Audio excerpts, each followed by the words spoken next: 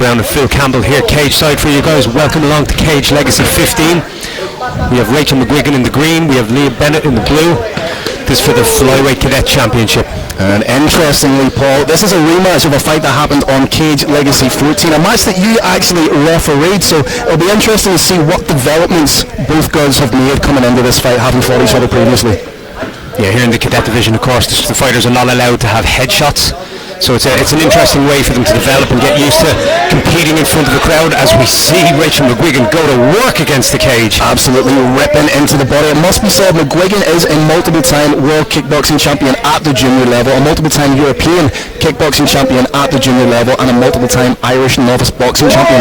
So some of her tools have maybe been taken away from her because she can't attack the head, but Leah herself is an 8-time junior Irish national BJJ champion, so if anything, the rule set kind of suits her approach.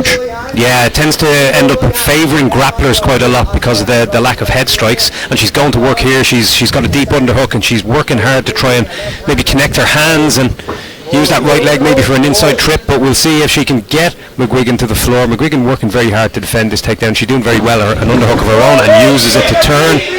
Trying to dig in for those underhooks, but again, Bennett is like a dog with a bone trying to get into that takedown. A little bit of separation, and that's exactly what McGuigan wants. Look for her to attack the body with those kicks. Needs to be wary of just inadvertently throwing those hands to the head. She is attacking that lead leg and wheeling into the body again. An errant shot, completely unintentional.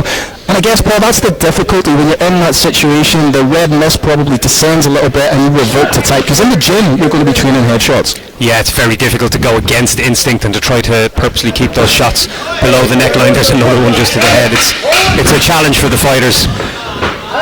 And there are no shots at all with the hands to the head, but McGuigan did a good job attacking the body now. Paul, we were just observing the corner in between the rounds of Leah Bennett. Some big, deep breaths being taken.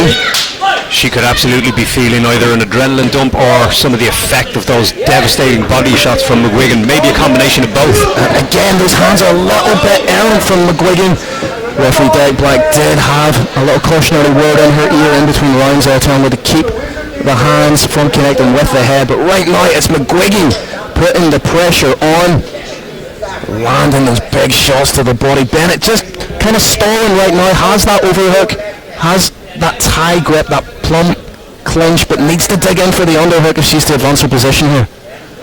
Yeah, she looks like she's possibly trying to grab herself a little bit of a breather as well as defend this takedown. She's feeling the weight of these body shots.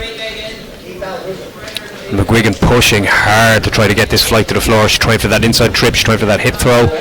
Has the double unders, yep. Would it be in her best interest to try and change level here to get in on the takedown? Using her head position to great effect, controlling the posture of Bennett. And that's kind of been the key word of the fight so far from McGuigan. It's been control. She's controlled the distance with the kicks. She's initiated the clinches, and she's using all her tools right now to maintain that dominant position. And ripping to the body there. You can see the comfort she has in these competitive situations with such a vast experience in various disciplines.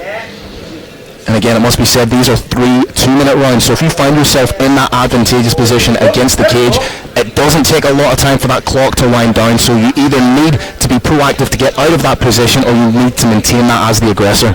Absolutely, yeah, she seems to be doing good damage when the opportunity presents itself, although tried to jump guard there, trying to create the angle for herself, but seems to be somewhat impeded by the cage. Yeah, the cage can really shut down a lot of options in the jiu-jitsu part of MMA.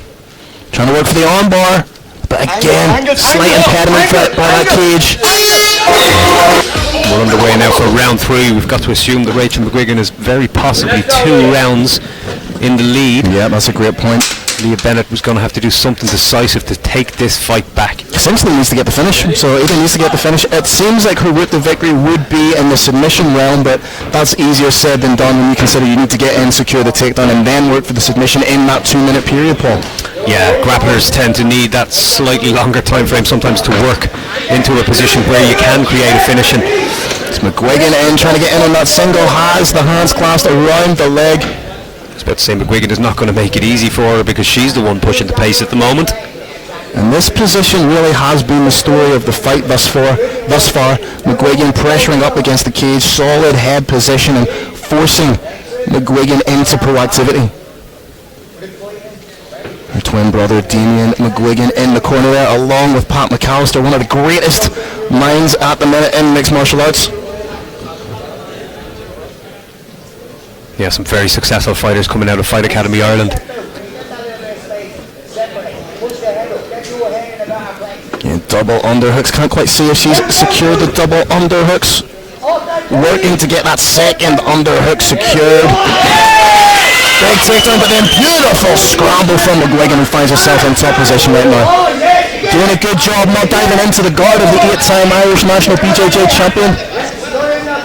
Passes the guard straight away in that scramble. Like a hot knife through butter, but good job from Bennett to re-guard. Active on the back. Does she have enough time to get the finish? That's the big question right now, Paul. We're going to need something dynamic. Nice use of the word dynamic. Enjoyed that. Again, you can see her trying to create that angle, work for the arm bar. Spin that left leg over the face of McGuigan, and she has it. Does she have this arm bar? She needs to square off the hips. She's upright, has that elbow secure. McGuigan can't step over. Takes a close look, 10-second clacker.